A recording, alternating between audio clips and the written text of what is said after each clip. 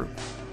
Europol, the FBI, cybersecurity companies, and several authorities from different countries worked tirelessly to find the Carbanak mastermind.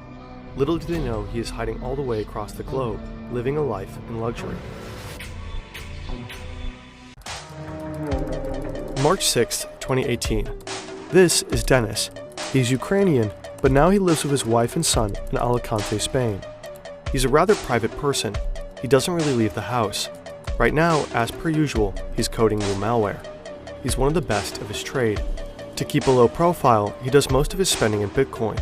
At the time, he's worth 15,000 Bitcoins. In 2018, that was worth roughly $162 million.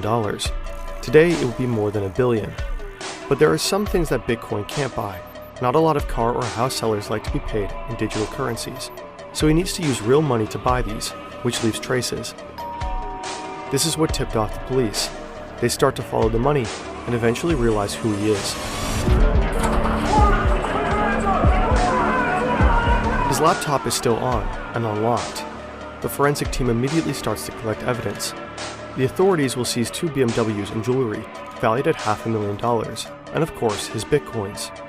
But the vast majority of the stolen $1 billion remains missing to this day.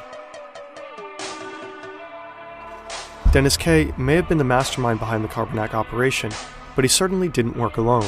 We think that it was quite a big team, at least between 10 and 30 people all together that was able to pull this scheme off. You can find the same piece of code being used by different groups, and it's very hard as a security researcher to know the difference which group is using what code, because the code is very similar.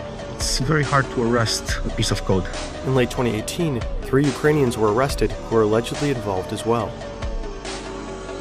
The Carbanak malware still exists today.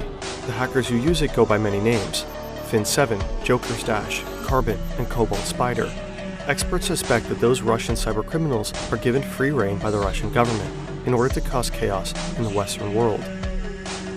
Maxim's bank lost millions. As we know now, this could have easily been avoided. The Carbanak group exploited a vulnerability in Microsoft Word, one that had already been fixed 3 years prior, but Maxim was too distracted to install those Windows updates. So make sure to keep your systems up to date. It could save your employer a couple million.